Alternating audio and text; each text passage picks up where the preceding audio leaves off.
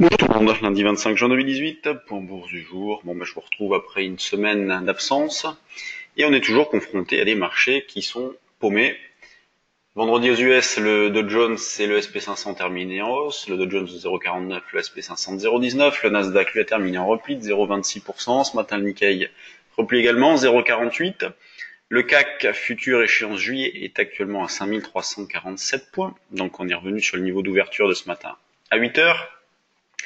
On continue à travailler principalement à la vente, donc ça a bien fonctionné. Petit retour sur ce qui s'est passé la semaine dernière, donc forte reprise notamment pour l'échéance, avec des pressions techniques qui ont pris le dessus. Jean-Louis est revenu sur ce point-là la semaine dernière pendant ce point bourse. Derrière, le marché est revenu en arrière, dans le vide, comme on en a l'habitude depuis pas mal de temps déjà. Donc toujours aucun intérêt fondamental, aucune action de la part des gestions. Donc ce marché évolue au gré de la spéculation, des algos. Donc c'est pour ça que quand le marché prend une direction, eh bien ça se fait en ligne droite, tout se fait dans la violence. Et la stratégie que l'on déroule et que l'on propose depuis un certain temps, notamment de pouls synthétique, est parfaitement adaptée à la situation. Là, c'est une vraie réussite avec voilà des achats de call et des ventes de futurs en phase. Donc moi, même pendant mon absence, c'est ce que j'ai fait. J'ai continué à vendre sur des rebonds les futurs. Et je les ai achetés sur différents niveaux de prix sur des replis. Donc là, maintenant, donc à 5348, qu'est-ce que l'on peut faire? Eh bien, toujours la même chose. Vendre notamment vers 5370, 75. Donc c'est la plus proche zone de vente possible par anticipation. Sinon, ce sont les plus hauts de vendredi. Donc vendredi, la reprise a été violente aussi, puisque quasiment 100 points de reprise en ligne droite. Donc cette zone de 90-95 est une zone également de vente par anticipation. Donc voilà, 70-75 au plus proche, 90-95 au-dessus. On peut le faire ou non avec des calls en face. Moi, je continue à le faire avec des calls en face pour fermer mon risque au cas où le marché décale violemment, puisqu'on ne peut pas faire l'impasse dessus, mais même si c'est vrai que pour l'instant, il est un peu plombé. L'écart entre le cash et le futur est de 2 points, donc il reste encore Pernod comme détachement de dividendes, ça sera au mois de juillet. Quand on regarde du côté du DAX, eh bien on tend vers un biais neutre, donc un achat peut être tenté sur les niveaux de prix actuels, donc on est en situation de double appui avec jeudi soir. Donc achat possible maintenant sur 12 440, une affirmation proche peut très bien apparaître juste en dessous, dans l'idée de viser par exemple 12 480, voire 12 520. L'eurodoll, quant à lui, fait du surplace depuis quelques jours déjà, même si c'est vrai que ça a été pas mal animé aussi la semaine dernière. Donc on continue à vendre sur des rebonds, ce qui a parfaitement fonctionné. La vente pour ce matin, on peut se mettre vers un 16,65, 70.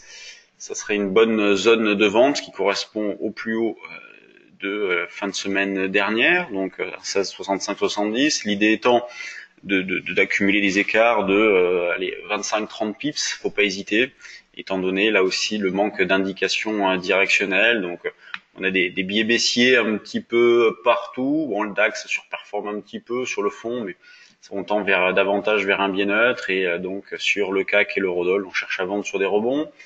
Du côté des actions, que des valeurs orientées à la baisse au niveau du CAC 40. La plus forte baisse étant ST Micro qui perd 2,5.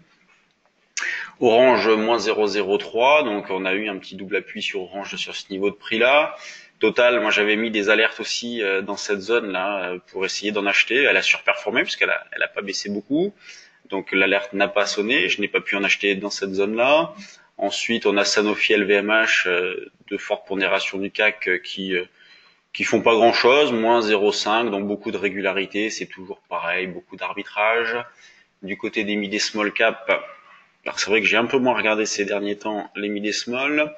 Donc qu'est-ce que l'on retrouve ce matin? On a Price qui bouge avec du volume, Nanobiotics, Rexel, Safe Orthopédique, Morel et Prom, vu qu'il n'y a pas beaucoup de valeur dans le 1 quart. Vous voyez, il est 9h30, je lance le screener 1 quart, je vois qu'il n'y a pas beaucoup de valeur, puisqu'il y en a 25, la moitié à la hausse.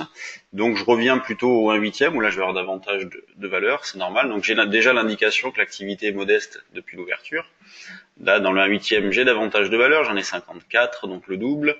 On voit DBV de technologie qui bouge un petit peu, donc on retrouve les valeurs évoquées tout à l'heure. C'est assez calme, spéculation modeste, tout le monde est plutôt méfiant, peu d'initiatives. Il y a tout pour que ça dure. Cette phase-là, en tout cas, nous, on l'a parfaitement parfaitement joué, notamment via des synthétiques. C'est vrai que sur les mid et small cap, on a tenté des petites choses, notamment je pense à Metabolic Explorer. Vous voyez, l'alerte ici, c'était le premier objectif d'un achat qui avait été déclenché au-dessus de 10, donc on a pu prendre une quinzaine de centimes, c'est toujours ça de prix. Faut pas hésiter à capter des morceaux de mouvement sur ces valeurs-là, sans trop laisser porter, puisque bien souvent il n'y a pas de relais.